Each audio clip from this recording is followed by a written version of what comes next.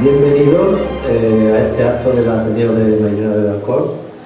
En primer lugar, querría pediros el ruego de que desconectéis los móviles, por favor, con la idea de no interferir. Como siempre, queremos agradecer al Ayuntamiento de Mairena del Alcor la posibilidad de utilizar estas instalaciones de esta sala de exposiciones de la Villa del Conocimiento y las Artes.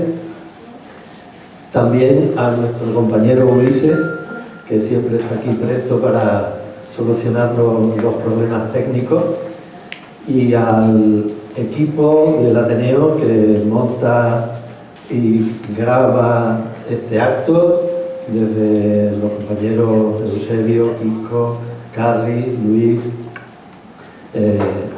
Alfonso con la grabación de la productora de la Tajea, Alcebrón y Benín, y a Pepe Prenda, que es el encargado de realizar el cartel que nos hace posible la difusión del acto.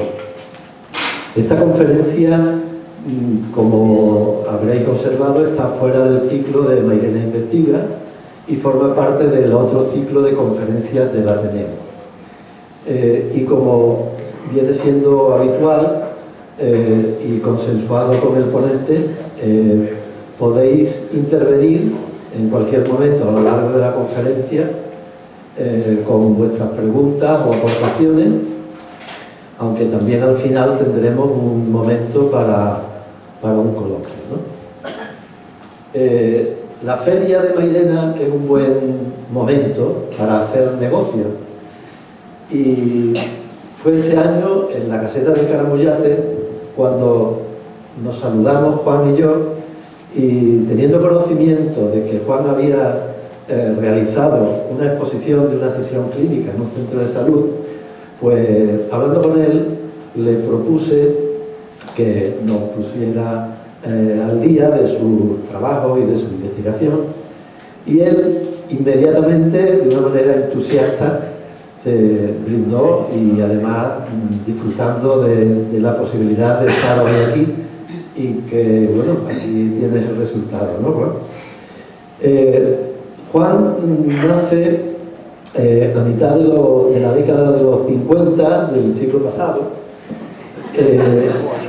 Estudia medicina en la Facultad de Sevilla y se especializa en obstetricia y ginecología,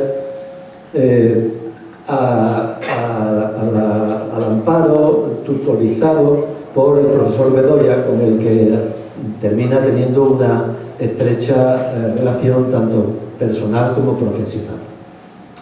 Actualmente está jubilado. Su vida profesional transcurre entre cargos directivos de la Consejería de Salud y la Junta de Andalucía y su trabajo en el Hospital Maternal Virgen del Rocío, con labores en el ámbito asistencial. Me parece que por aquí puede que haya alguien que haya sido atendido por Juan. Y otros menesteres de gestión como director médico. Su gusto por las artes plásticas hace que se complete su estudio, mientras sus otras ocupaciones familiares y asistenciales se lo permitían, para terminar haciendo el grado de Historia del Arte en la Facultad de Geografía e Historia de la Universidad de Sevilla. Juan está casado, tiene 2 hijos, 2 nietos, y su vida transcurre entre unos lugares a mi gusto bastante interesantes, entre Sevilla, Mairena, Sanlúcar de Barrameda y Suiza. Siempre ha tenido a gala su mairenismo, y él presume de ostentar el número 1 de hermanos de la Hermandad de la Soledad y del Santo Entierro, y además pregonero del pregón de los huevos fritos. Aunando las dos disciplinas académicas que ostenta, ha iniciado estudios en los que intenta analizar las formas en que se han aplicado a lo largo de la historia del arte los conocimientos obstétricos y científicos y ginecológicos a la luz de los últimos hallazgos científicos. Su propósito, su objetivo fundamental en la actualidad es poder disponer de muchos años de vida con una salud suficiente, sin tener que depender de mucha gente. Y desde aquí te digo que poder brindarnos a los demás tus conocimientos como lo vas a hacer hoy a lo largo de esta tarde. Así que Juan, tienes tu palabra.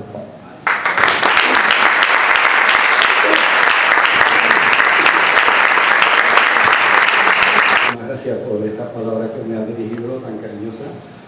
Y voy a decir, lo primero que voy a decir, lo más importante de todo lo que voy a decir esta noche. Como bien ha dicho, estoy encantado de estar aquí con vosotros hoy, porque aquí lo único que veo es a gente, a mi familia, a amigos míos conocidos de toda la vida de Dios y a gente a la que realmente quiero mucho, gente de mi hermandad, de la Soledad, efectivamente también. Y bueno, pues el primero que está disfrutando de esto soy yo, así quería transmitirlo lo primero que quería decir.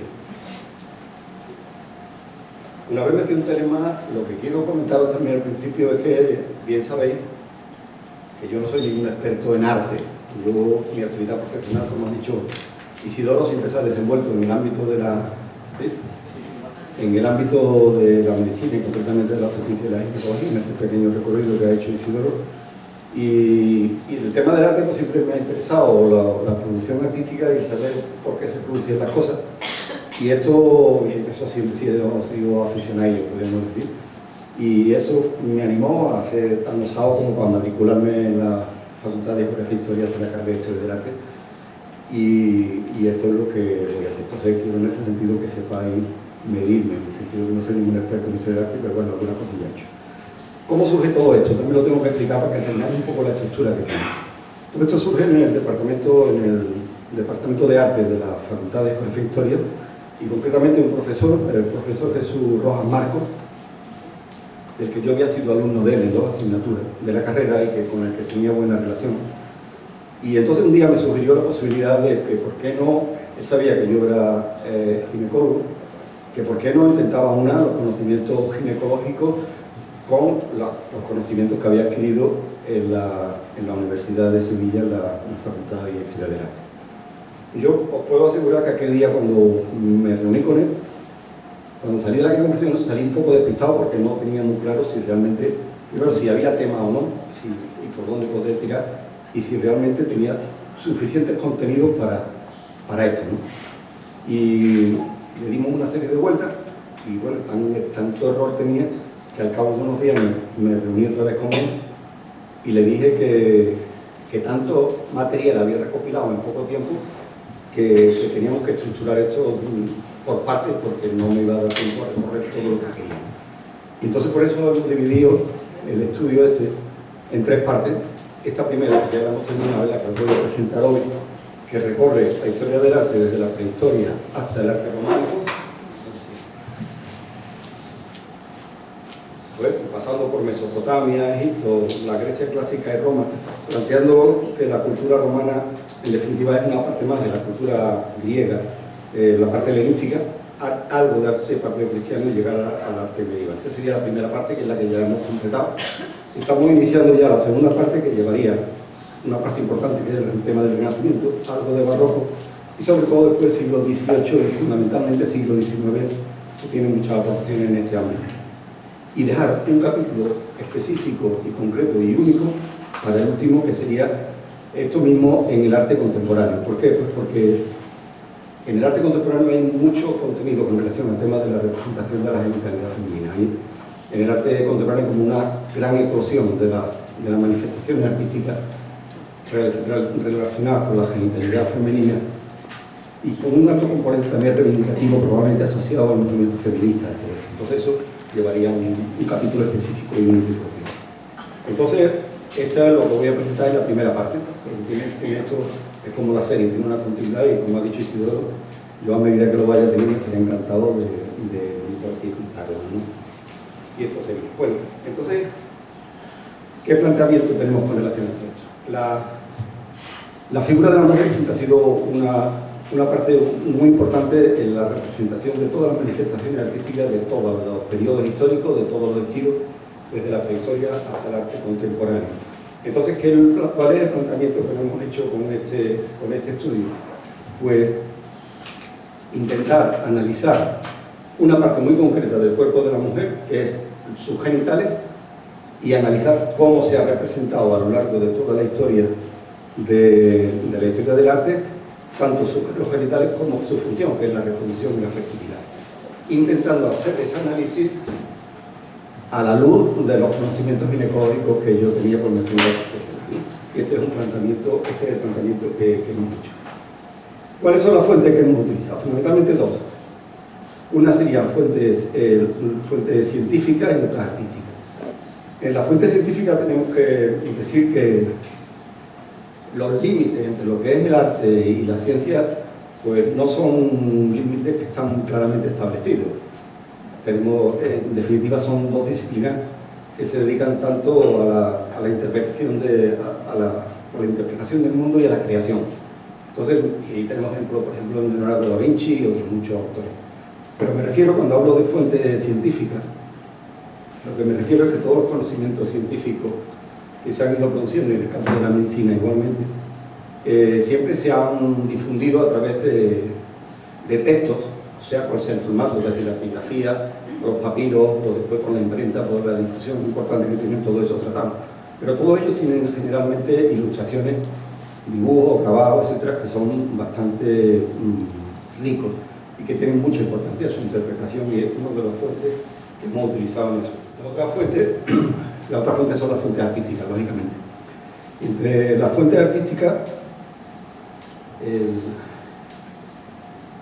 en todos los momentos, en todos los estilos y fases y épocas de la historia del arte, siempre, a poco que se analice, siempre se va a encontrar algo que tiene que ver con la reproducción, con la sexualidad, en las manifestaciones artísticas de todos estos periodos. ¿Cuál es el problema que me he encontrado? Es que, así como la representación de los genitales masculinos son muy frecuentes y lo vamos a encontrar de todo tipo de formas, tamaños, formatos y en todas las historias, en todos los tipos, lo vamos a ver también a lo largo de la exposición. Sin embargo, lo que es la representación explícita de la genitalidad femenina, como es por ejemplo en estos baobabs griegos, que después vamos a analizar, es bastante menos frecuente. Generalmente los genitales femeninos siempre quedan solamente quizás un poco como insinuados, o a veces ocultos detrás de unas posturas que se ponen a las mujeres realmente acrobáticas y tal, pero no sé muy explícito como sí que sé bastante con la reproducción de los genitales masculinos. Y aunque hay algunos casos como este, no es muy frecuente. Entonces, ¿a qué es lo que me he visto obligado a recurrir? Pues a otros dos tipos de imágenes. Una son escenas eróticas en las cuales hay representación tanto de la genitalidad masculina como femenina, como en estos canecillos del arte románico, y también a escenas de parto como este relieve de la época griega clásica. Entonces al final esto queda como un pequeño batiburrillo en el cual hay imágenes tanto de lo que son explícitamente la genitalidad como escenas eróticas, como escenas de parto, pero globalmente nos permiten acercarnos un poquito a esta situación. Bueno, pues este es un poco el planteamiento, a ver si sabe por dónde vamos. Y vamos a empezar entonces nuestro recorrido por la prehistoria. En la prehistoria, cuando yo me acerqué, eso que decía antes, digo, bueno, ¿por dónde voy a tirar con todo esto? Pues cuando empecé por la prehistoria, lo primero que hice fue buscar las diosas paleolíticas y neolíticas, y la primera que busqué, como antes me preguntaban, era la Venus de Willingdon. Y me di cuenta efectivamente que aquí había tema. ¿Y por qué? Porque esta Venus que he visto yo muchas veces, igual que todos vosotros seguramente, y bueno, me llamaba la atención que no tenía muchos rasgos muy bien delimitados, pero cuando ya me voy a mirarlo con otros ojos y con más detalle, me doy cuenta de que a pesar de que los rasgos anatómicos no están muy bien definidos, de hecho si veis no tiene cara, no tiene dedos, tiene ahí las proporciones y tal. Sin embargo, si nos fijamos específicamente en el área genital, pues se nota que hay un interés especial en una representación bastante naturalista. Incluso, si os fijáis en esta imagen que está un poco más ampliada, todavía hay un cierto interés en representar incluso los labios mayores, labios menores y la zona clitoridea, y sin embargo el resto del cuerpo ni se representa. Pero Carna, la primera diosa que se descubrió,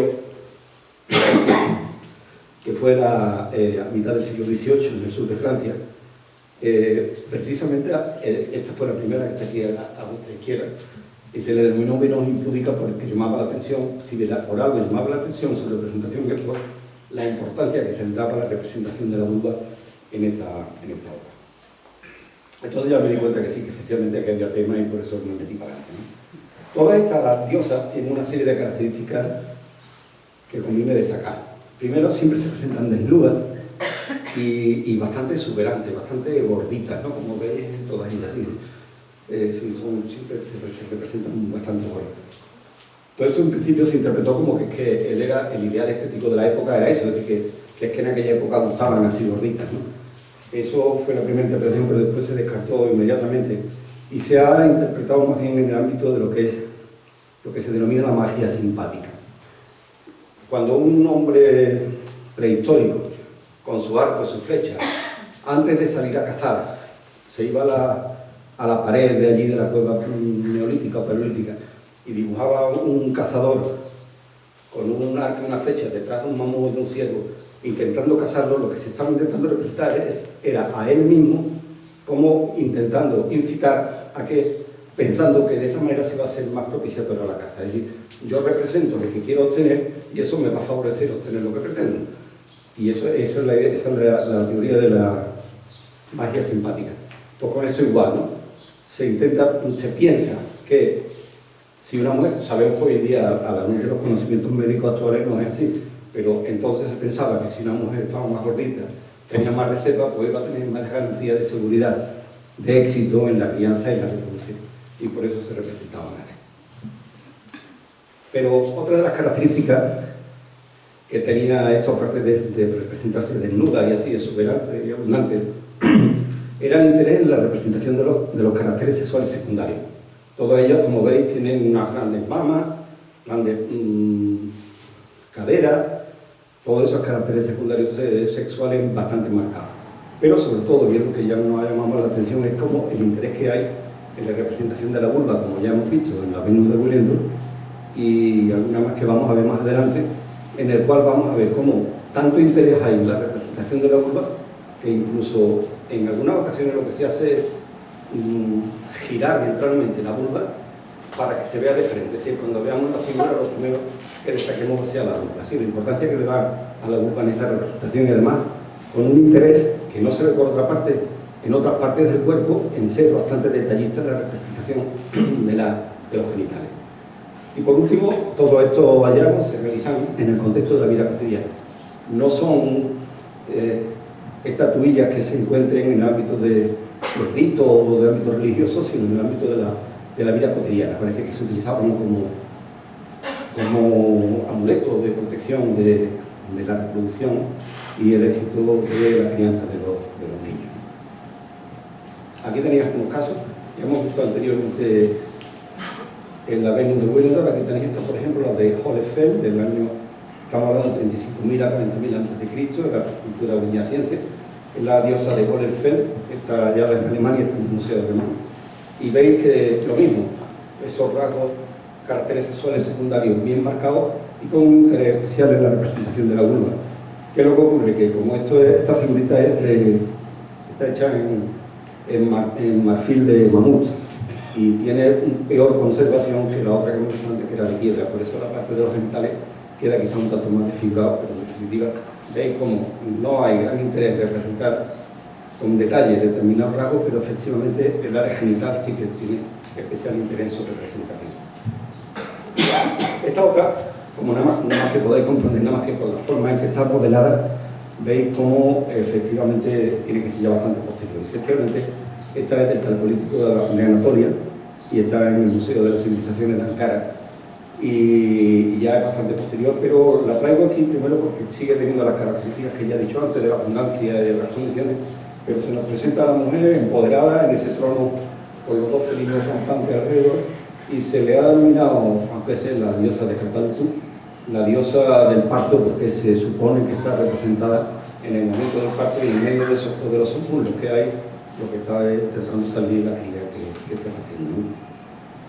Hay otras muchas figuritas, todas estas tienen las mismas características, todas con ese interés específico en la zona de la vulva, y la que quería mostraros especialmente es esta, que la vemos en Montpellier, del sur de Francia, en Dordoña, en la cual veis lo que estaba diciendo antes, cómo la zona de los genitales se gira ventralmente, porque cuando se mire la figura de frente, lo que más destaca sea precisamente la vulva, con un nivel de detalle realmente llamativo en comparación con el resto de los rasgos que tiene la figura, ¿no? Que tiene bastante menos detalle. Curiosamente, a partir del 10.000 o 12.000 a.C., se produce un cambio en la interpretación o en la realización de estas figuras y dejan de tener ese carácter tan naturalista y se hacen mucho más simbólicas. Incluso la parte del área genital casi pierde toda su simbología, como son en esta diosa de la cultura cutánea de Rumanía, y curiosamente ya sí empiezan a aparecer en el ámbito no tanto, podemos decir, del hogar o del habitual, sino relacionado con aspectos rituales y aspectos religiosos. Así que cambia un poco la ubicación y al mismo tiempo la manera de representar.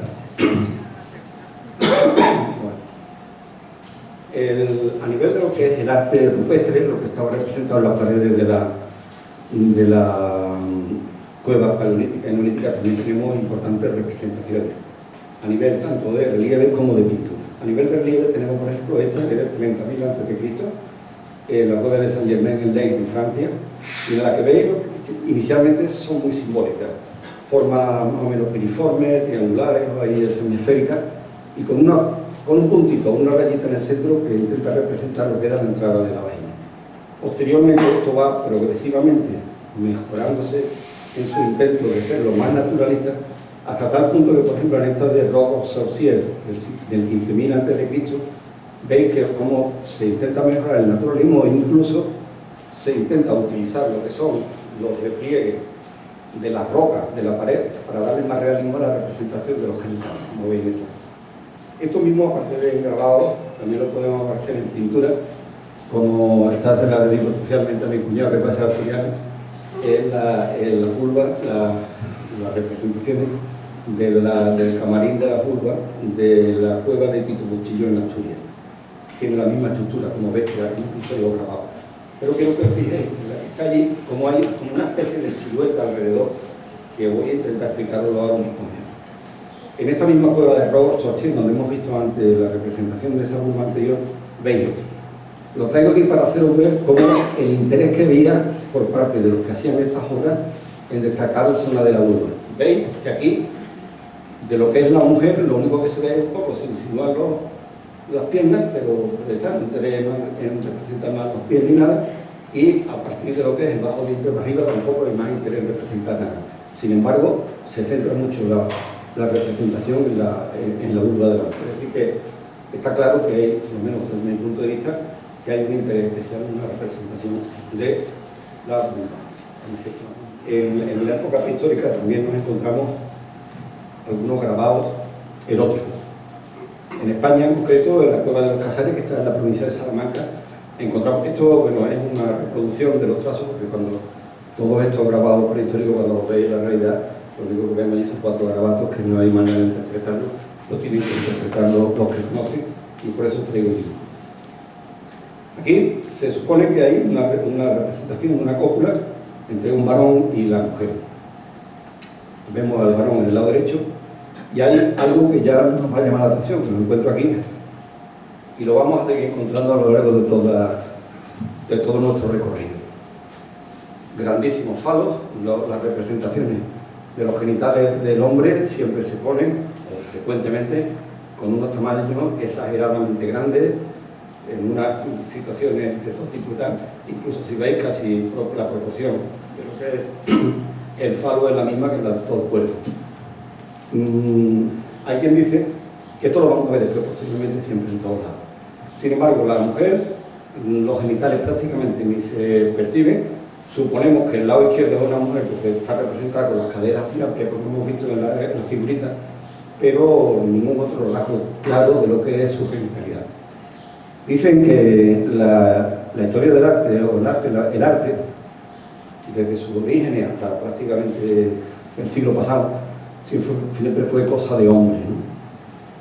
Y sabéis que los hombres siempre tenemos tendencia a ser un poquito fanfarrones.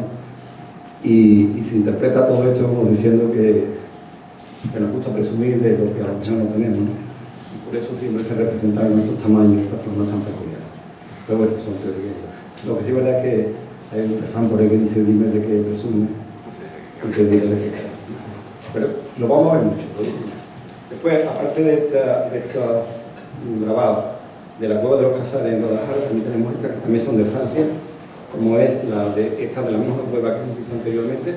Veis una costura frontal, y lo mismo, el varón siempre con ese falo bien grande introduciéndose dentro del cuerpo femenino.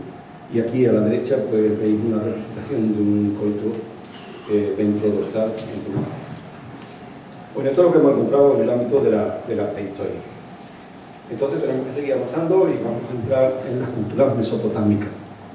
En la cultura mesopotámica no hemos encontrado, yo no he encontrado nada que esté relacionado con el parto ni con una genitalidad específica. Sin embargo, sí que son relativamente frecuentes. Ahora vamos a ver algunas grabados y tablillas que están relacionadas con el ámbito de la sexualidad, ¿no? Y de erotismo. Y eso que os digo, no solamente a nivel de lo que son grabados, sino incluso a nivel de tablillas escritas. En la colección esta de tablillas de Suma Uru, que están escritas en escritura cuneiforme, como corresponde a esta cultura, ahí se habla de muchos aspectos relacionados con la vida doméstica, la vida habitual, y no hay ninguna mención específica a cuestiones de parto, pero sí en el ámbito sexual. Y esto es lo que nos vamos a encontrar en estas tablillas eróticas, tablillas que tienen un alto contenido erótico, como vais a ver. ¿Cómo son estas dos? Una es la de Tutuk, hallada en Cafajé, que teóricamente o inicialmente estaba en el Museo de Irak, pero hoy en día no sabemos dónde está. Sabéis lo que pasó con el Museo de Irak, que fue expoliado en la guerra de Irak, y gran parte de las piezas que hay dentro están en el mercado negro y no se sabe ni dónde están. Y después, o esta otra que está claramente documentada y está bien depositada en el British Museum, la placa babilónica de Irak del año 1800 a.C. aproximadamente. ¿Esto qué quería representar esto? Era una cuestión que se pretendía responder, ¿no? Bueno, ahí había teoría que decía que esto respondía que pudieran ser como recuerdos, como souvenir de centros de prostitución sagrada que existían en aquella época, otros que si eran como fotos o acuerdos familiares de matrimonio que se utilizaban como tal. Hoy en día, para lo que más consenso genera el porqué de estas placas es que representan lo que se llamaba la hierogamia. La hierogamia era una unión ceremonial que se producía entre el rey y la suma sacerdotisa del templo, y que intentaba con ese acto un poco garantizar la fertilidad de la tierra y las buenas cosechas, ¿no?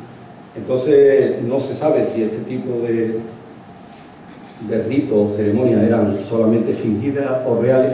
Desde luego las representaciones son bastante reales, ¿no? Nunca lo podemos saber. Después, esto mismo de representaciones también se encuentran a nivel de lo que son los sellos cilíndricos, que son muy frecuentes en estas culturas, como este sello de Gren, de las excavaciones de la ciudad de Ur, del año 4000 aproximadamente, antes de Cristo. Es lo mismo que se ve en este tipo de representaciones. Y como ya os digo, ¿no?, la representación explícita de la genitalidad femenina no hay nada. Yo no encuentro nada en esta cultura, y lo que más se le acerca es un poco esta representación de la diosa Astarte, en la cual por la área genital solamente se representa con ese triángulo invertido, la zona del pubis que llega entre los mundos. Es lo único. Bueno, seguimos y vamos a pasar a Egipto. En Egipto sí vamos a encontrar ya de nuevo otra vez representaciones de aspectos relacionados con el parto y con escenas eróticas. Lo que pasa es que pierde un poco gran parte de la naturalidad que hemos visto, sobre todo al principio, pero eso responde a las características propias del arte egipcio, que es un arte mucho más hierático y mucho menos naturalista. Y claro, si estamos en la cultura egipcia, lo primero que tenemos que hablar son de los papiros. Hay papiros que tienen todo con contenido médico. El más famoso y más conocido es el papiro de Eber, pero hay otros anteriores, como por ejemplo que mencionáis, del papiro de Layún, que es todavía anterior, alrededor de 3000 a.C., del Imperio Antiguo, del Reino Antiguo.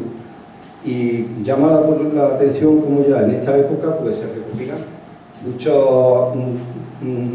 recomendaciones de tratamiento de enfermedades de la mujer, aspectos relacionados con el parto, incluso de recomendaciones de métodos anticonceptivos, que llama la atención en 3000 a.C.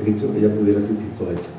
Y también otra cosa muy llamativa que tienen estos capítulos concretos es que hoy en día, si cualquiera de vosotras, de cualquier mujer, quiere saber si está embarazada, pues lo tiene muy sencillo, coge un poquito de orina, se va al laboratorio, allí se determina los niveles de gonadotropina coriónica y con que tenga menos de 50 nanogramos por mililitro ya sabemos si está embarazada o no.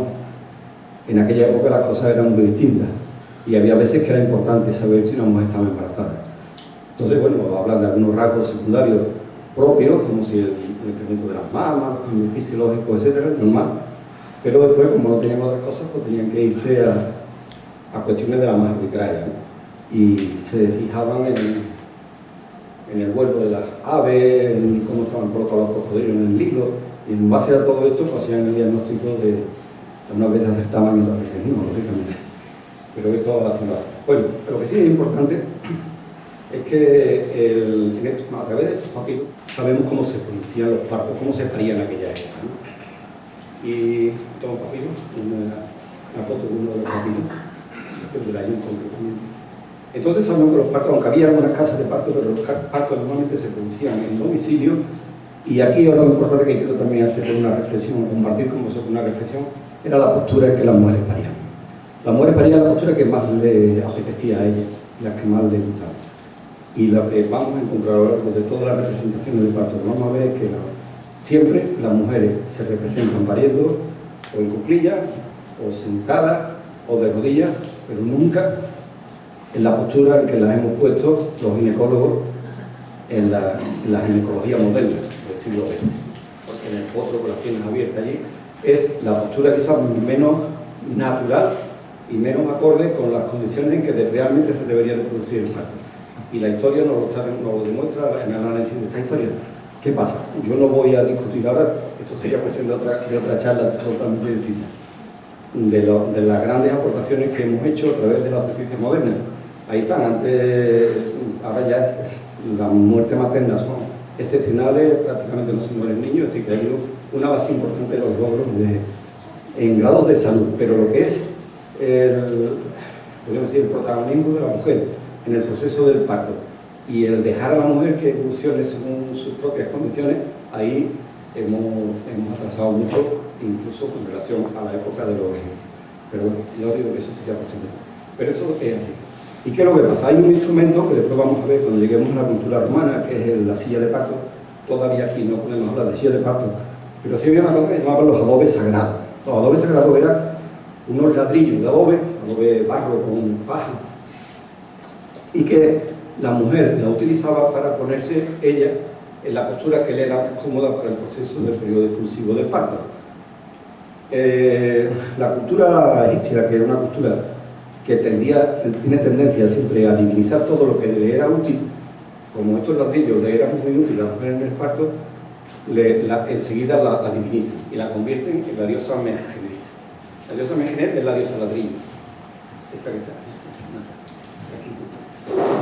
El ladrillo es un ladrillo con una cabeza de diosa, pues, el ladrillo, los adobes sagrados, la diosa Mehenet, y que además se le daba, aparte de que era útil, le daban también mucho valor en cuanto a la protección de la salud del proceso del parto y del niño que nacía. Además de la diosa Mesgenet, las egipcias también tenían una serie de dioses que le daban poder, un protector sobre el proceso del parto. Curiosamente todos ellos dioses un tanto grotescos, como por ejemplo este Dióperes, es un enanito aquí, mofletudo, feo, pero que sin embargo le daban ese tanto grotesco, pero que le daban ese poder protector sobre la salud de la mamá y del niño.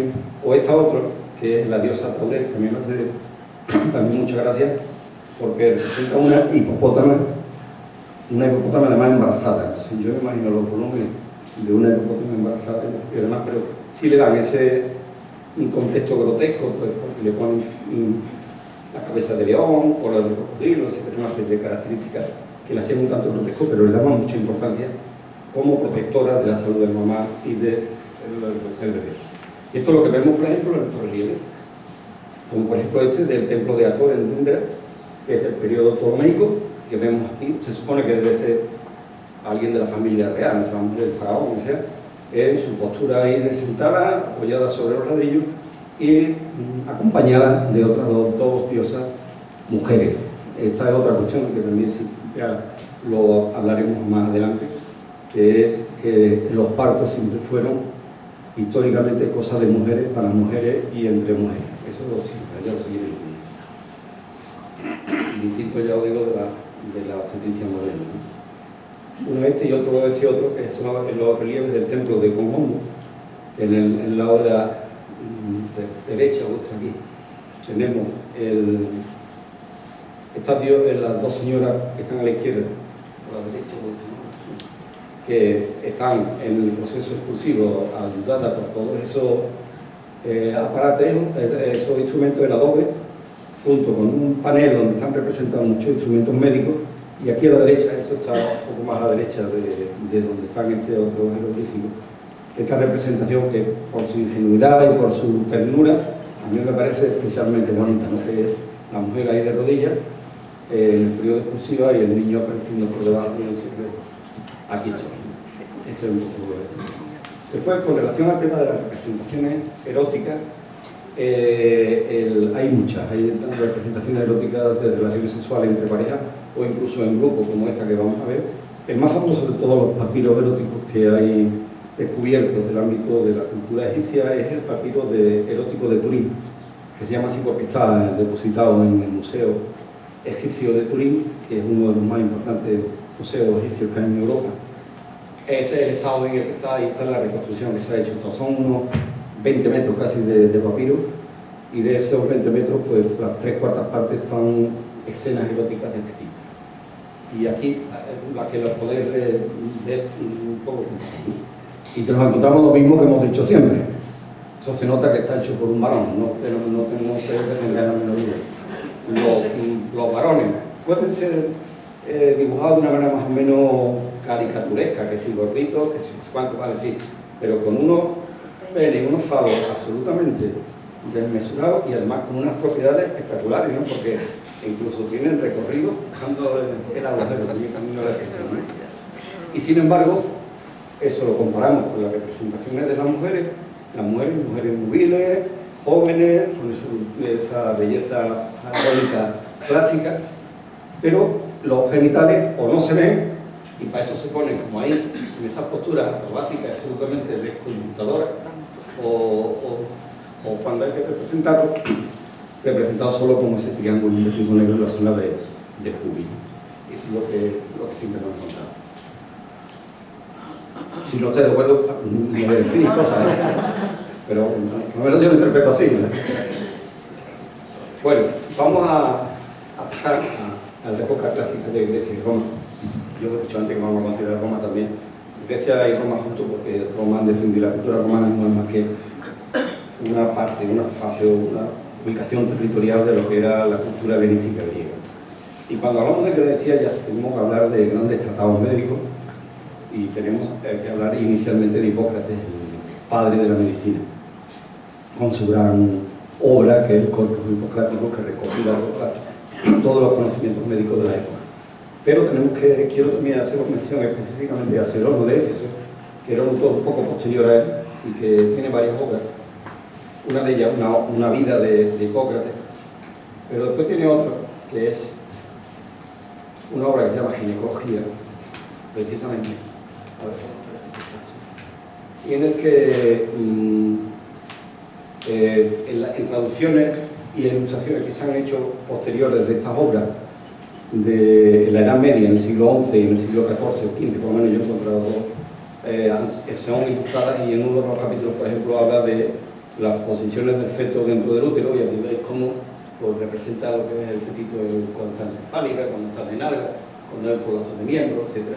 E incluso en otro capítulo habla de la posición de los gemelos dentro del útero, cuando es gemelales, como en este caso en el que están los dos de pelviana, uno de cabeza y otro de espalda. Pero antes os he dicho que había que los partos siempre han sido cosas de mujeres para mujeres y entre mujeres, y efectivamente así ha sido. Y siempre había dentro de la comunidad algunas mujeres que tenían una dedicación más específica a acompañar a otras en este proceso, pero nunca tenían un reconocimiento específico como tal, y es precisamente este autor, Serrano de Éfeso el primero, que define un poco lo que es la comadrona. Incluso se atreve en este tratado de ginecología que lo he dicho a referir cuáles son las características o las cualidades que debe tener esa mujer. Me vaya a permitir que lo lea textualmente, a mí me dio un poco de reparo la primera vez que lo leí, pero bueno, dice que Serrano de Éfeso dice que entre las cualidades que deben tener las mujeres tienen que tener buena memoria, amar su trabajo, ser respetable, ser fuerte de brazos, robusta y estar dotada de largos dedos finos y cortas uñas para ser capaz de tocar una inflamación en plano profundo sin causar demasiado dolor. Eso es específicamente, bueno, ya podéis imaginar con verdad situación. Pero bueno, bien, ahí está esta autor.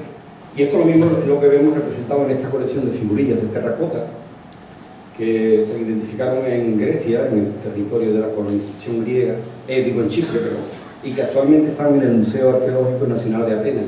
Y son eso, pues, mujeres ayudando a otras mujeres en el proceso del nacimiento de los niños. Y aquí en esto voy a hacer otra pequeña reflexión que merece la pena, aunque sea por pura curiosidad. Cuando los artistas intentan representar, los artesanos, esto en aquella época, a una mujer en el periodo exclusivo y que está saliendo la cabeza del niño, siempre lo representan al contrario de como realmente es. Sabéis todos, y sobre todo vosotras mujeres que habéis parido, que los niños nacen mirando para abajo. Es decir, que lo que presentamos es con la cabeza flexionada y lo que sale es, a través de los labios, lo primero que empieza a aparecer es la coronilla. Nunca así. Es decir, en algunas ocasiones hay una presentación de frente, incluso de cara, en la cual el fotito se deflexiona y presenta la cara, pero son siempre partos muy complicados, incluso dependiendo de la rotación que haga la cara en ese momento se puede producir el parto o es imposible que se produzca el parto. Entonces, sin embargo, cada vez que vemos a un artista de hecho que representa a una mujer en el exclusivo, siempre pone, como veis aquí, le pone la carita, los ojos, la nariz, la boquita al niño, como para identificar que es un niño lo que está viendo, que no es aquello una bolita. Pero claro, lo posicionan siempre en una postura que es absolutamente antinatural, no es para nada lo que normalmente se debe de producir. Esto lo encontramos aquí, después lo vamos a ver, por ejemplo, también en el arte románico, como hay otra presentación. Y esto puede ser por dos cosas, o porque como eran hombres habitualmente lo que hacían, no tienen ni idea de lo que era un parto, o que es un recurso que utiliza el artista para representar que lo que está saliendo efectivamente es un niño, no una niña, no una bolita. Bien, aparte de esta colección de terracotas, también están estos relieves, por ejemplo que lo vamos a ver posteriormente también, en el cual llama la atención, bueno, pues ya las proporciones clásicas griegas, y hay un interés, bueno, en este caso sí que está el niño bien puesto, porque está mirando para abajo, parece que este sí lo ha hecho bien, pero ya hay un interés también en hacer una representación lo más clásica y más natural posible de los genitales. Incluso en una mujer que está pariendo, pues veis cómo hay un intento de que los genitales, los labios mayores y el clítoris quede específicamente señalado, como estáis viendo. Bueno, igual que los egipcios tenían sus amuletos, pues los griegos también tenían esta dea grávida, que eran lo mismo. Diosas protectoras del proceso del parto, que eran diosas que se presentaban de frente en figuritas de tamaño pequeño, con un marcado efecto de los signos secundarios del embarazo, ¿no? Como son las mamás más abultadas y el vientre comunista. Y una pequeña mención, también voy a hacerlo por aquí, ya que estamos en Grecia y en Grecia la cultura, la mitología forma una parte esencial de lo que es la cultura griega, pues referir que en la mitología los partos mitológicos son de lo más arbitrario y de lo más fantasioso que podéis imaginar, desde la diosa Afrodita que nace de la espuma del mar que había recogido una eyaculación del dios Urano, no sé cuánto, una historia de Foster, hasta el nacimiento de Hércules y multitudes de formas de parir absolutamente, o de nacer absolutamente fantasiosas. Yo mismo quiero hacer referencia exclusivamente a un caso, a uno. Y me refiero a Píndaro, un autor de uno de los libros de la mitología griega, que está refiriéndose al nacimiento de Atenea, y dice, Píndaro dice, aquejado de unos dolores de cabeza insoportables, luego los partos duelen, dolores de cabeza insoportables, el dios Zeus hacía temblar el mundo con sus gritos. Hermes llamó a Hefestos y le pidió que abriera de un hachazo la cabeza de Zeus, de la cual surgió, ya adulta y totalmente armada, Atenea. Entonces, ya veis, que es curioso una serie de cuestiones, reflexiones que podemos hacer sobre esto. Hemos dicho anteriormente, los partos siempre han sido cosas de mujeres para mujeres y entre mujeres. Aquí todos son hombres, aquí no hay ninguna mujer. Y sin embargo lo que nace es una niña, pero que nace una niña que ya es adulta y además guerrillera, ¿no? Es curioso. Pero bueno, aquí está. Esto es lo que hemos encontrado con relación a los partos. Después, con relación a la representación explícita de la genitalidad, tenemos que volver otra vez a la mitología. Y tenemos que hablar de Baubo. Baubo era una mujer que vivía en una ciudad que se llama Eleusis. Eleusis es una ciudad que está relativamente cerca de Atenas, pero era donde estaba ubicado el templo al dios Hades, que era el dios del inframundo, y que era la sede de una serie de cultos mistéricos de una fuerte extensión. Estamos en el inframundo, ¿no? Entonces, eso requería en algunas ocasiones intentar buscar algún motivo que rompiera un poco la tensión del momento. Dice la mitología que Baubo era una mujer que vivía en esta ciudad y, bueno, sabéis que Hades, el dios Hades, secuestró a la hija de Demeter, porque se enamoró de ella y se la quiso llevar a su mundo, a su inframundo. Entonces secuestró a Perséfone. Y su madre, que era Demeter, pues iba buscándola porque quería saber dónde estaba y no la encontraba. Y iba muy apesadumbrada, se encontró con Baubo, que es esta mujer que vivía ahí en esa ciudad, y ella pues quiso ofrecerle algo así hospitalario, como una bebida o algo, pero la diosa, que estaba muy preocupada con la desaparición de su hija, pues rechazó el ofrecimiento. Pero esta mujer, Baubo, en vez de ponerse en contra de la diosa, lo que hizo fue que se levantó la falda y hizo como un gesto obsceno con los genitales, y entonces la señora, pues la diosa ya parece que le sentó mejor y ya se puso a hablar con ella.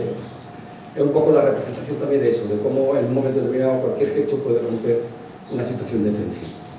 Entonces, esta representación de esta mujer levantándose la falda se difundió mucho por toda la cultura griega y se representa con frecuencia, y se ve con cierta frecuencia estas, le llaman a todas Baubo, y todas representan de dos o tres formas distintas. Una de estas es como una mujer recordeta que enseña claramente los genitales con un nivel de naturalidad bastante grande, pero señalándose con la mano y haciendo como un gesto obsceno para señalar los genitales.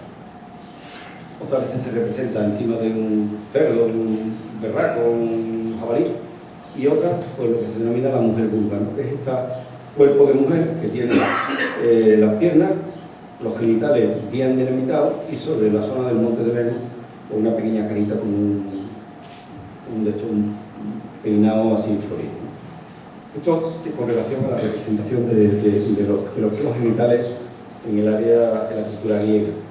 Si entramos ya en Roma hay muchísimos relieves que recogen distintos momentos del parto, son frecuentes en todas las fases y en todas las posiciones.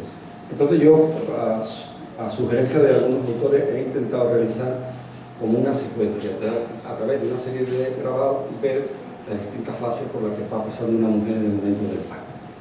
Entonces, lo primero, pues, cuando una mujer se pone de parto, para comprobar la dilatación, y aquí tenemos lo que recoge esta terracota de la necrópolis de Isola Sacra, que parece que era la lápida que cubría una sepultura de una mujer que había sido comadrona. Bueno, me parece que representaba su actividad profesional. Bueno, pues ahí está ya representando el tema de la exploración.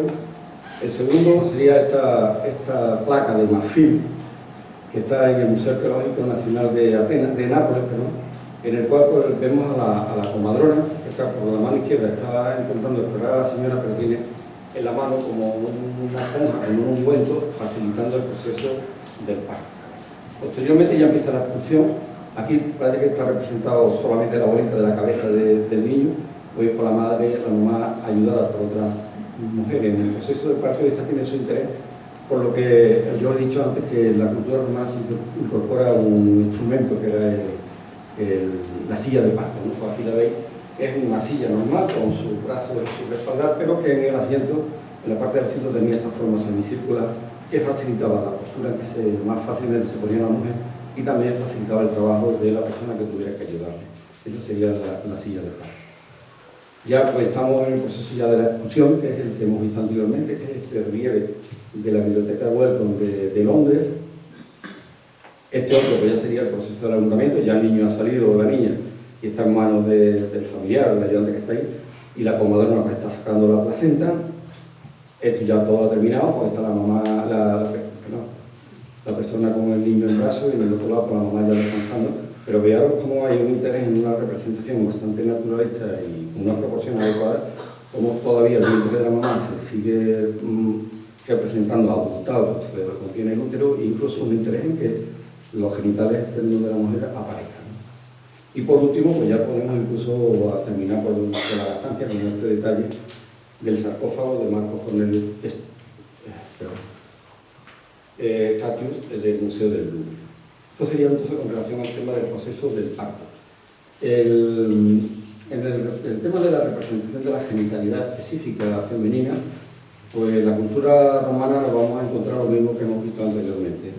La relativa frecuencia con la que podemos encontrar las representaciones de los falos, además, en la cultura romana en este sentido tenía realmente un culto al falo, ¿no? Porque se ven representaciones de genitales masculinos en todo tipo de formatos, amuletos, lámparas, lucernas, de todo tipo de tamaños, de todo tipo de características. Sin embargo, la representación específica de la genitalidad femenina es mucho menos frecuente. Y yo solamente he encontrado, para traer un ejemplo de estas figuritas del Museo de Agen, pero que como veis, tanto por la postura como la ubicación, probablemente sea como la vertiente romana de los Baudot que hemos visto anteriormente, porque tiene incluso la misma posición. En cuanto el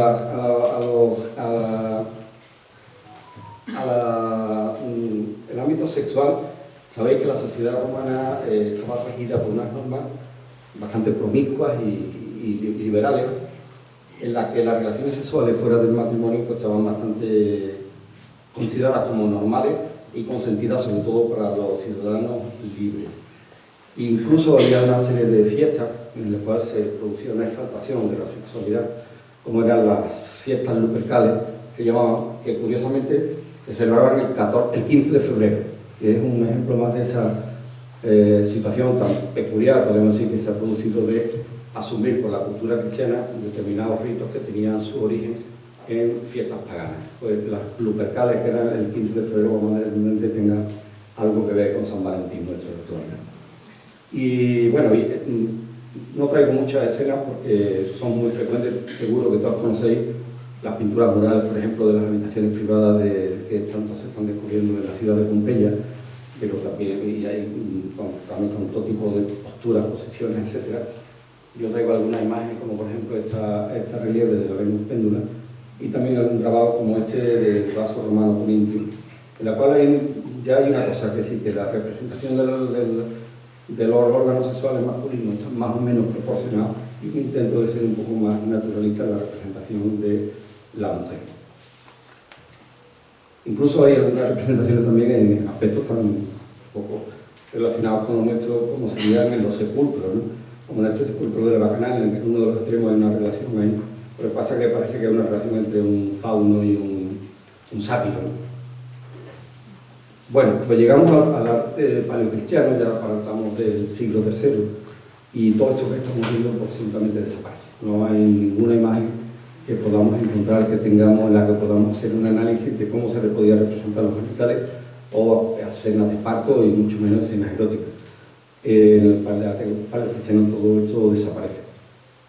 Bueno, he intentado buscar alguna cosa, yo he intentado, digo, a ver cómo se representan, en qué desnudo podemos encontrar y cómo representamos esto. Los únicos desnudos que se encuentran en esta época son los desnudos de Adán y Eva, pero todos ellos siempre van con la posición de los brazos,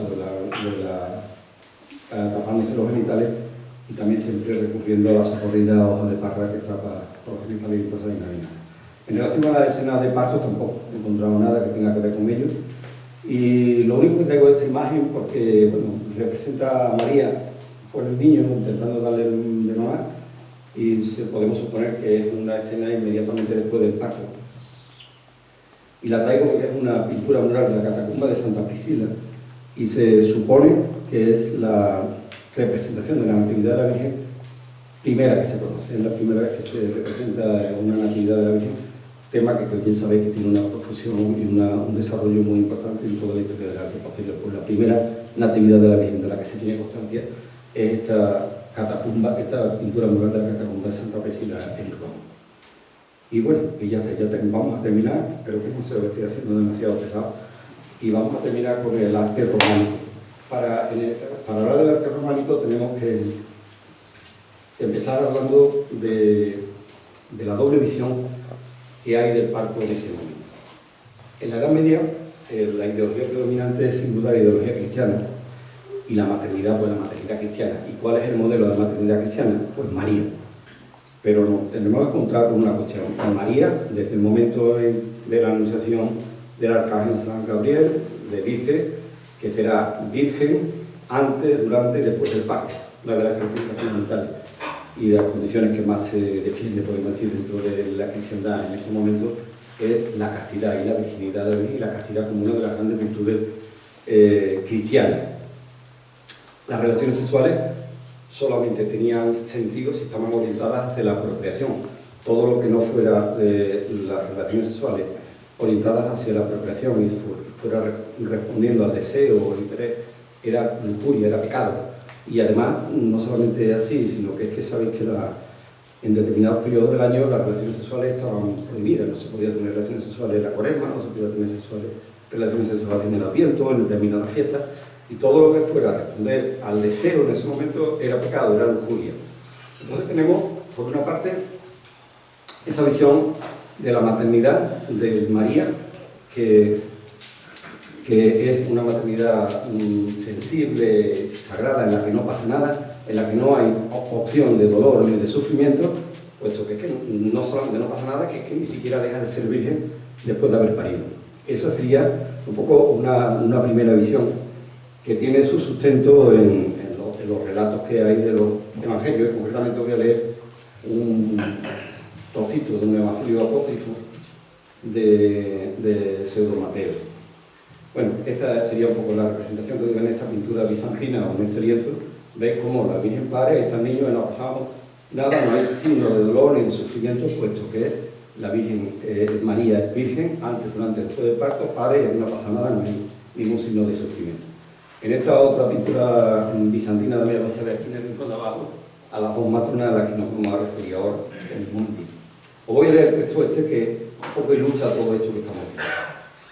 El que habla es San José, y San José dice: he traído dos comadronas, Selomí y Salomé, mas no osan entrar en la gruta a causa de esta luz demasiado viva. Y María, oyéndola, sonrió.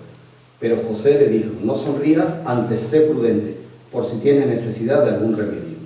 Entonces hizo entrar a una de ellas, y Selomí, habiendo entrado, dijo a María: permíteme que te toque.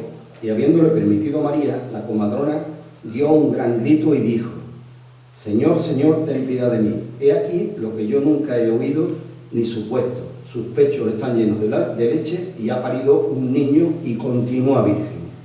El nacimiento no ha sido maculado por ninguna efusión de sangre y el parto se ha producido sin dolor. Virgen ha concebido, virgen ha parido y virgen permanece. Oyendo estas palabras, la otra comadrona, llamada Salomé, dijo: yo no me puedo creer eso que oigo, a no asegurarme por mí misma. Y Salomé, entrando, le dijo a la Virgen que le permitiera tocarla y asegurarme de lo que me ha dicho Salomé, si es verdad. Y como María le diese permiso, Salomé entró. Lo que pasa es que después el relato nos dice así, que dice que como Salomé no había creído lo que pasaba cuando fue a explorarla, casi como se le cortó la mano, pero después rozó con el cuerpo del niño y se le curó. Bueno, eso es la historia de todo. Pero bueno, lo que quiero reflejar es que veáis cómo esto, si es este tipo de situaciones, se produce un parto y no ocurre nada, pues no hay dolor, no hay sufrimiento, ni nada, y eso es lo que se registra en este tipo de representaciones del parto. Y aquí, por ejemplo, tenemos este capítulo del pórtico de Durazón, que se trata en Segovia, que está sustentado en este relato que os he dicho. Bueno, pues en contraposición con esta visión, podemos decir, sagrada, sublime y no de sin dolor ni sufrimiento del parto, tenemos la otra visión, que es la visión del parto fruto del pecado, fruto de la lujuria, en el que los primeros signos que aparecen son claramente de dolor y de sufrimiento en el proceso del parto, como está en este canecillo de la iglesia de San Martín de Tours, en Artay, en Zamora, en Navarra. Entonces veis cómo la mujer tiene claramente signos de sufrimiento, pero el dolor es un parto lujurioso, un parto pecaminoso y que un parto vulgar, que en definitiva genera dolor y sufrimiento, pero que no solamente genera dolor y sufrimiento, sino que incluso el producto del parto es pecaminoso en sí mismo. Y si os fijáis, el niño que está naciendo está representado naciendo con un puñal en la mano, que es que va a desgarrar, es que va a nacer para desgarrar a su madre, puesto que es fruto del pecado. Para que veáis la visión tan distinta de uno y otro. ¿Lo veis ahí? ¿No veis que no sé si se ve ahí? ¿Lo veis? El niño está entre medio de las piernas y allí se ve un chiñán. Para que veáis, ¿no? El tema, el por qué hay alguna otra imagen, por ejemplo, de esta otra. Aquí también hay escenas sexuales, pero aquí está lo mismo que os he dicho antes. ¿Veis cómo se representa el parto, pero siempre con la cabeza al revés de cómo nacemos? Pero bueno, pero que veis la representación de la mamá con los ojos, las manos entre las caras, con un claro signo de sufrimiento y de dolor, porque esto es el parto orgulloso, el parto pecaminoso. Hay también escenas sexuales, como veis. Todas estas son de la iglesia de San Pedro de Cervatos, que está en pasado de la de Campo, cuando se llega a la zona ya de Cantabria. Y es muy curiosa esta iglesia porque prácticamente todos los canecillos del exterior están llenas de este tipo de imágenes obscenas, de representaciones sexuales aberrantes absolutamente, incluso con animales, de varones masturbándose, mujeres enseñando los genitales, este tipo de puntos. No se sabe muy bien, todavía no hay una teoría clara que explique por qué existen estas imágenes dentro de estas iglesias románicas. Siempre están en el exterior. Se supone, se han querido interpretar como un contraste entre lo profano y lo sagrado, o que en la parte de fuera están representados los pecados porque dentro está la virtud, una cuestión así, pero no estaba muy claro. El caso es que casi lo hay. Igual que hay representaciones de este tipo del parto lujurioso, como hemos dicho, pues también nos vamos a encontrar representaciones explícitas de los genitales. Y nos pasa igual que lo mismo que nos pasaba en la prehistoria, que las proporciones. Aquí tenéis, por ejemplo, este es un capitel de esa misma iglesia de San Pedro de Cervatos, en la cual veis pues, que hay un interés especial en que los genitales no queden muy bien representados, y efectivamente está. Sin embargo, veis como el resto del cuerpo pues, no tiene unas proporciones muy buenas. En un calzón, las piernas son muy cortitas, pero las mantas, pero los genitales sí hay un interés bastante claro en representarse de una manera explícita. Esto otro también se encuentra, por ejemplo, en esta estatuaria de la iglesia de San Miguel de Cabellón en León, en la vez de ahí también lo mismo, con la mujer con las piernas, no muy buenas proporciones, pero un interés en la representación de los genitales. Y incluso esto mismo en el ámbito también de lo que son escenas en las que se representan las relaciones sexuales entre parejas, como en este caso en la iglesia de San Miguel de Fuentidueña, en Segovia, en la cual veis que hay un interés especial en la representación de los genitales, en este caso tanto masculinos como femeninos, porque veis que en los masculinos está representado el pene como los testículos, pero también en los genitales de la mujer pues se ve que hay un interés no solamente en que quede allí, sino que tiene, si os fijáis, tiene el detalle de la representación de los labios mayores, la menor de la zona clitoridea. Esto también es otro reflejo del pecado. ¿Dónde está aquí el pecado? El pecado está en una relación sexual hombre y mujer, pero que el varón es un monje, porque veis que está con el bueno, eso es todo. En Sevilla y en su provincia, que prácticamente tenemos de todo tipo de arte, una provincia especialmente. Bueno, no tenemos mucho arte, vamos, nada de arte románico, pero tenemos arte andalusí, que no tienen por el norte de España. Pues también tenemos una representación de la matrona Celomí, en una de las tres portadas de los pies de la portada gótica de los pies de la Catedral de Sevilla, en una de las tres portadas, que es la portada del Nacimiento, que está representada la Virgen, San José, el niño, el hueta. Hay una señora que se está acercando ahí con un frasco, con una esencia, pues esta es la matrona Celomí, es la representación que tenemos en Sevilla de esta matrona de los evangelios apócrifos que hoy leído. Pues con esta matrona Celomí yo os doy muchas gracias por la atención, espero no haberos aburrido sinceramente y que os haya gracias.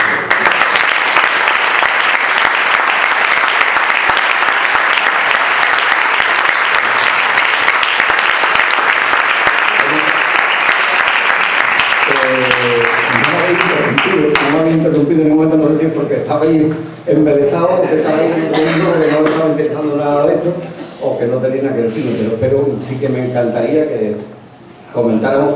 Fran, te he dicho que me tienes que hacer críticas. Aquí tenemos al artista. A mí me ha llamado mucho la atención el hecho de que en un momento en la historia, cuando vale la mujer, ¿por qué se cambia la postura? ¿Por qué se cambia? ¿Por qué alguien diría si de repente la tumba y... Eso ha sido fruto de la obstetricia moderna, Fran. Eso no existió nunca en la... De hecho, quiero decir, hasta los años 50, hasta yo mismo, que nací aquí en Mairena, yo nací en mi casa, en la calle de la iglesia. Y mi madre lo que tenía era la postura que a ella más le gustaba ponerse, la cama y el palo de encalar que utilizaban para empujar, que es lo que utilizaban entonces las mujeres.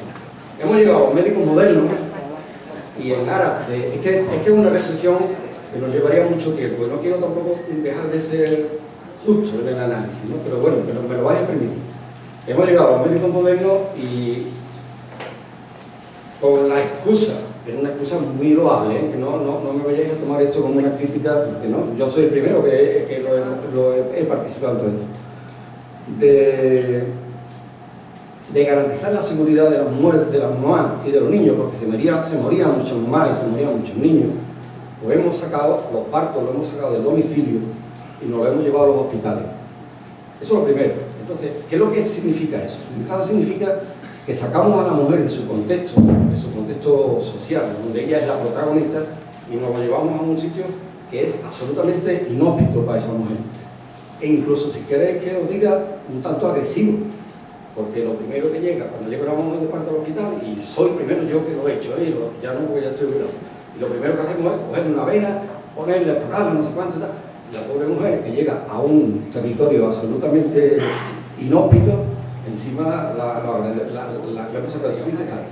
Eso tenía una justificación relativa, pero podía tenerla. Y los resultados están ahí. Efectivamente, ya hoy en día es absolutamente excepcional que se muera una mamá de parto, y los niños ya cada vez hay menos de un 1% de niños que se mueren, y los que se mueren muchas veces ya malformaciones, cosas que son casi inevitables. Pero si nos ponemos a analizar, ha sido mucho lo que la mujer ha pagado por todo esto. ¿Y por qué digo esto? Hay ya hoy en día nuevas corrientes dentro de las obstetricias que están intentando plantear volver al parto domiciliario.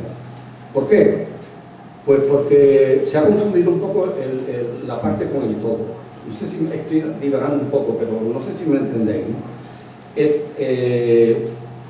Lo que primero voy a haber hecho es decir, oye, ¿todas las mujeres tienen que ir a parir a Sevilla o a un hospital? ¿Me entendéis? ¿O habrá un porcentaje? No podemos buscar manera de identificar ese 10, 15, 20% de mujeres que pueden tener problemas, y a esas nos las llevamos, y al resto, que sabemos que lo normal es que no tengan ningún problema, nos la quedamos y se quedan en sus casas. Pues eso es una reflexión que se está haciendo ahora, a posteriori, que es lo que nos ha ido pasando durante el siglo XX. No sé si me estáis siguiendo. Es más cómodo, yo hablo de dolor, no. ¿Es más cómodo para ellas parir en cuclillas? Sí, sin duda. Más cómodo y más fácil. Bueno, más fácil en el sentido de que con una mujer, permitimos una expresión para que nos entendamos.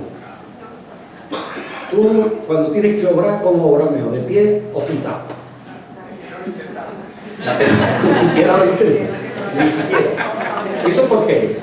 ¿Eso por qué? Porque probablemente tu cuerpo te dice que efectivamente para aprovechar todo el proceso del juego que necesitas aprovechar, a esto te tienes que poner esa postura. Por lo mismo, la postura de cuclillas o de sentada o de rodillas es la más fisiológica para que la mujer, o porque en el proceso de descenso del niño a través del canal del parto, aproveche mejor el cuerpo de la mujer. ¿Qué es lo que pasa? Que realmente es incómodo para los trabajadores, para los profesionales. ¿Y qué es lo que hacemos? La ponemos allí arriba con esto y allí estamos nosotros. No es todo exactamente así, ¿me entendemos? No me vayáis a distorsionar las palabras porque yo sé que esto es muy ajustable, por supuesto, pero quiero que entendamos un poco aquí. Fran, yo pensé de todo modo que me ibas a hacer crítica de la parte artística. Perdón. Esa está muy bien expuesta. Bueno. A mí me llama la atención el salto de los 30.000 años de las estampillas a la ciudad bella de Mesopotamia, que estamos hablando de 10.000. Ahí hay una ventana de 20.000 años. Sí, bueno, es que aquí ten en cuenta que la prehistoria, en toda esta época de Mesopotamia acá, pegamos saltos, aquí hablamos decimos, para datar cualquiera de estas figurillas decimos, esta es el periodo omnisciencia, y decimos, del 30.000 al 35.000 antes de Cristo, son 5.000 años. Pero llama la atención que son como un montón y además estaban medio germánicas, ¿no? Como Centro Europa y como que en esa época que aquí había mucha población, ¿no? Nosotros no teníamos campaniforme aquí en la zona de los balcones. Sí. ¿Cómo no había el resto ninguno? Pero el arte campaniforme ya es posterior, ¿sabes? Yo creo que estamos hablando de otra época anterior, porque esta es la cultura. Anteriormente, ¿cómo no hay registro en toda la península ibérica y todos son como Yo europeos, ¿no? lo que puedo decir es que del arte prehistórico, donde más arte prehistórico tenemos en la península es en la cordillera cantábrica, ¿no? En la parte del norte, por aquí tenemos menos, sí. Pero sí, bueno, sí, también hay, claro, pero está la cuerda ¿Y murciélago. has tirado también del hilo de Sudamérica? ¿O de otro? Sí, eso, te agradezco mucho ese comentario porque no lo he explicado y lo debo de explicar. Uno de los problemas que tenemos en la Universidad de Sevilla y en todas las facultades de arte es que como nosotros somos el ombligo del mundo, Europa es el ombligo del mundo y nosotros somos el ombligo del mundo, pues el único arte que se estudia en las universidades de España concretamente, en el currículum formativo, es el arte occidental, incluso el arte casi cristiano occidental, básicamente, ¿sabes? Y no, para nada, no hay ninguna, yo no he tenido ninguna asignatura de arte oriental, por ejemplo. Ni he tenido una de precolombino y otra de arte colombino, pero nada más. Pero una cosa es de esta, podemos decir, de la secundaria, la asignatura secundaria. Y no existe, y en el tema este de la representación de la genitalidad femenina, en el arte oriental, en el arte hindú, el arte chino, el arte japonés, eso hay multitud de cuestiones. Lo que pasa es que eso requeriría una dedicación casi monográfica. Y yo lo que he hecho con esto es seguir la corriente, podemos decir, de la universidad, de la cultura europea, que todos nos centramos en nosotros mismos y en nuestro ámbito cultural. Y no miramos, y por supuesto que hay también en América, en el arte precolombino hay también multitud de obras en las cuales hay una representación específica propia de esto. Como veis, esto lo he empezado así, casi de rebote, y fíjate tú si tiene estas ramificaciones, podemos llevarlo ya toda la vida con esto, ¿no? Pero bueno. ¿Sí?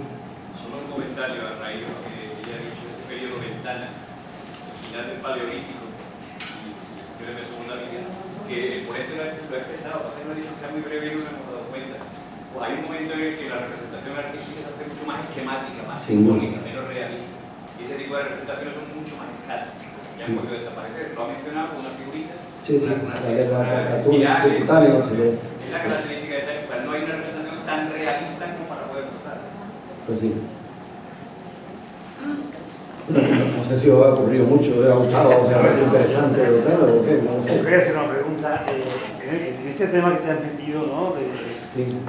¿Hay estudios previos? ¿Hay...? No, sí, precisamente esa es una de las cuestiones que me sugirió este profesor, es que no hay nadie que haya dado un poco de esta orientación tan específicamente referida Ni siquiera un periodo completo, ¿no? Sí hay mucho con relación a la genitalidad masculina, sí que hay mucho. porque es más fácil. Como veis, yo he tenido que moverme por muchos territorios, que no, yo realmente, específicamente de lo que es concretamente la genitalidad femenina, como has visto, he hablado en algunas ocasiones, muchas veces, pues he estado hablando de parto, he estado hablando de relaciones sexuales, porque me he tenido que ir a otros temas para poder encontrar material, porque si fuera exclusivamente lo que es específicamente la genitalidad femenina, hubiéramos visto las mesas perolíticas, estos canecillos de la y alguna cosa de Roma y tal, pero poco más, porque no hay. Y por eso hemos tirado por ahí, pero no hay, que yo sepa por lo menos, no, y estaría bien. Y bueno, tengo ganas, permíteme un poco que haga esta reflexión, es que, verá, el profesor que me guió en todo esto, y que me guía, porque tengo cierta relación con él, tenía interés que siguiera en el departamento. Lo que pasa es que yo, sabéis que estoy jubilado, esto lo hago porque me da la gana y porque me lo paso bien y que me permite pues, todo esto, ¿no? Pero en el momento en que yo me vea obligado a tener que responder a unos compromisos por algo con esto, como un departamento de arte de una facultad, seguro que no lo voy a disfrutar como lo disfruto así. Entonces, que me quedo aquí y hago un poco más, un poco menos, no lo sé, ya veremos, pero lo hago de esta manera, ¿no? Y como lo quiera hacer de otra manera, sé que no lo voy a hacer, porque me voy a generar ese compromiso que me va quizás a atar o a limitar, ¿no? Y después el proyecto que tiene, como lo has dividido en 3 partes, vuestra idea es hacer un libro o hacer... Ahora, no sé si pegar el salto, porque tengo ya material también del Renacimiento. Leonardo da Vinci tiene mucha aportación en toda esta cuestión, hay otros autores que también hay. Lo que pasa es que me llama mucho la atención el estudio del arte moderno, el arte contemporáneo, porque hay mucho ahí. Hay mucho y quizás un tanto es muy provocador en la mayoría de las ocasiones, están vinculados, como he dicho al principio, al movimiento feminista y, bueno, y muy iconoclasta en muchas cuestiones. Y no quiero ser muy explícito para no herir sensibilidades, pero ahí hay mucho. Entonces, pues, por lo menos me apetece más pegar el salto del Renacimiento al Barroco. Sí, es verdad, hablaba con mi hermana este mediodía, de que el siglo XIX también tiene mucha aportación, Cuber con el origen del mundo, había ahí bastante material, y no hay mucho hecho, Hay algunas publicaciones sobre temas de sexualidad, de cómo, pero que tampoco están orientadas hacia el arte, sino un poco es como sociológico, de la sexualidad en la cultura romana, y hay un tratado que te habla de cómo tal, pero así orientado específicamente al arte no hay mucho. Entonces, bueno, me ha costado esto, la verdad, no es que quiero falta un resto ni quiero ser, pero que no es mucha la recopilación que hay que hacer para tener esto, que quiero haberlo tratado en una horita, pero bueno, como todo, la vida, no quiero tampoco hacerme flores, porque no. Yo te quería, a mí hay una reflexión aquí que hilando un poco con lo que acabas de decir. Cuando llega el cristianismo, todo lo que es la genitalidad desaparece con una tapadita de arriba abajo. Sí. Me imagino que a lo largo de toda la historia, tanto habrá algo, pero habrá poco. Yo no hasta que llega al siglo XIX, donde hay un poco ya de... No, ahí, hombre, ¿habéis visto el salto que se produce después del arte paleocristiano? Aparecen los canecillos de la iglesia románica, ahí sí. Ahora, que bueno, ahí también yo sé que sí que hay investigaciones importantes a nivel de departamentos de arte en las universidades españolas intentando justificar el porqué de estas imágenes tan obscenas y tan peculiares en los exteriores de las iglesias, ¿no? En la iglesia románica. Ahí es cuando vuelve a aparecer, pero hasta entonces no. Y aparece, no sabemos qué obispo o qué jerarca de la iglesia autorizaba este tipo de cuestiones y con qué interpretación ideológica o teológica para justificar la aparición que había desaparecido efectivamente todas las representaciones del área genital, sexual y aparecen ahora en estos canecillos que fundamentalmente es ahí donde aparecen, que yo en otras manifestaciones artísticas del arte románico que no sean los canecillos de las iglesias románicas y específicamente sobre todo en el norte de España, en la zona de Cantabria, toda esa zona, es donde están más frecuentes estas imágenes. Y ahí hay recorridos para visitar, pues, es otra de las cosas por las cuales me ha encantado estudiar historia del arte, es que te anima mucho a viajar, ¿no? Porque quieres ir a conocer, yo quiero ir a ver a monjes en la iglesia esta de Segovia, ¿no? Y otras cosas, ¿no? Bueno, pues, que bueno, estamos aquí en familia, pues.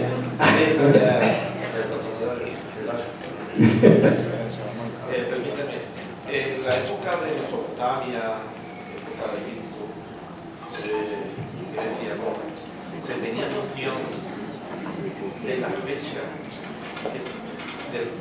de la fundación de la mujer. Se tenía alguna noción de la menstruación, ¿qué me puedo decir? No hay una aplicación clara de no hay documento que... No, el tema del conocimiento del ciclo menstrual femenino, a qué responde, cómo se regula y cómo eso no se interpreta siglo XVIII, siglo XIX. Entonces no podíamos explicar muchas de estas situaciones. ¿Qué implicaciones hay desde el punto de vista histórico y tal? Pues no sé, no te puedo comentar eso. Pero desde luego el conocimiento no se tiene de lo que pasaba, de lo que era una población, o lo que era el ciclo menstrual de la mujer. Y todo este proceso pasaba. Bueno, Juan, muchísimas gracias por tu exposición, por haber compartido con nosotros esta labor de investigación tan importante, cantidad de imágenes que nos has brindado y haberlo hecho con esta emoción. Se seca la boca y No, al principio es verdad que después ya he cogido, que es el poder de convocatoria. Muy bien, pues el Ateneo Mairena del Alcor te agradece tu participación en este ciclo de conferencias y esperamos volver a tener que con el resto de las investigaciones que vas a hacer.